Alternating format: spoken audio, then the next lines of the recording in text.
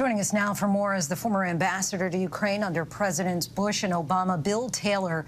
Thank you so much for joining us again tonight, Ambassador. Big picture first. Zelenskyy showed up to Washington in part to help get more money, but also to persuade the public about how important the war in his country for the world. Do you think that his speech tonight will help win over lawmakers and also the public? Linsey, absolutely. I think he succeeded. I think you're exactly right. That's why he came.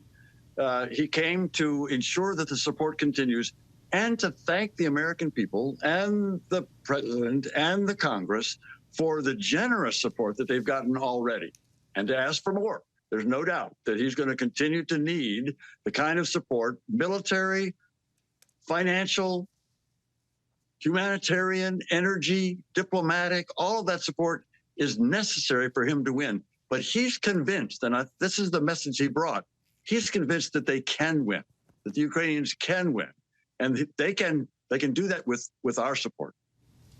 You know so many people who are still there in Ukraine.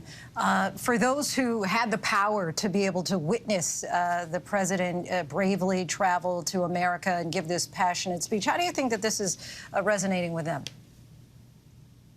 Overwhelmingly positive. I am absolutely sure that the Ukrainians, certainly all the Ukrainians that I know, but I imagine all the Ukrainians across the country are very proud of their president. They're very proud that he was on the front line. This is a president that shows courage. This is a man who shows courage to go to the front line to see the soldiers. That was the day before yesterday. That was less than 2 days ago. He was on the front line.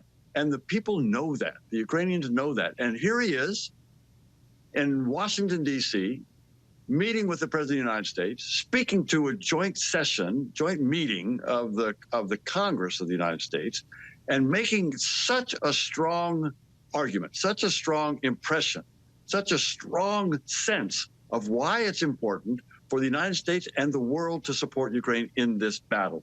I think he succeeded. I think the Ukrainian people will be very pleased when they wake up in the morning. You're right.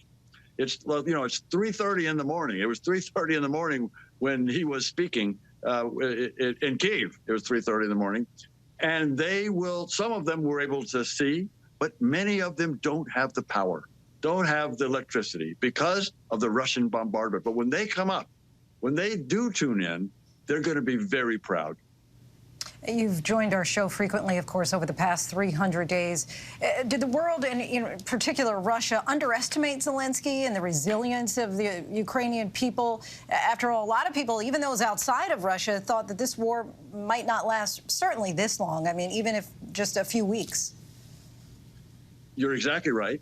And that may have had a negative effect, Linsey. I mean, that underestimation of the Ukrainians. And the congressman got to this, that underestimation of the Ukrainians probably affected the kinds of equipment, the kinds of weapons that we provided. We provided smaller weapons at the beginning because we thought it was maybe going to be a counterinsurgency. Well, it turns out the Ukrainians can fight the Russians to a standstill and indeed can fight them to victory. And so now that we see that belatedly, as you point out, now that we see that they can actually win, we're now providing the larger, heavier duty, longer range weapons that they need in order to win. We should have started earlier, but now we can do it. And why he's here now is to ask for those longer range weapons. Ambassador, you've talked before about off-ramps. Are there any left? There is an off-ramp. President Putin can take this off-ramp anytime he wants. He can pull his soldiers, beaten up as they are, demoralized as they are. He can pull his soldiers out of Ukraine. That's the off-ramp. Now, it may be that he has to suffer more defeats on the battlefield. He's trying to win the war by demoralizing the Ukrainian people, and they're not being demoralized. Ukrainians are winning on the battlefield. Though, Ambassador, if they continue to do that, then President Putin will have no choice but to pull that's the off-ramp. What percentage, what chance do you think that he takes that off-ramp? 20%. Okay. Say 20%. So a 1 chance in 5. I think there's a higher chance that the Ukrainians will conduct a counter-offensive before the Russians are able to mount their next attack. Ukrainians have the ability to disrupt that next attack, and that will set the stage, Linsey, for further defeat of the Russians. Always so helpful to have you on the show. You break it down in a way that I think we all can understand. Ambassador Taylor, it's a privilege. Thank you, Linsey. Thank you very much.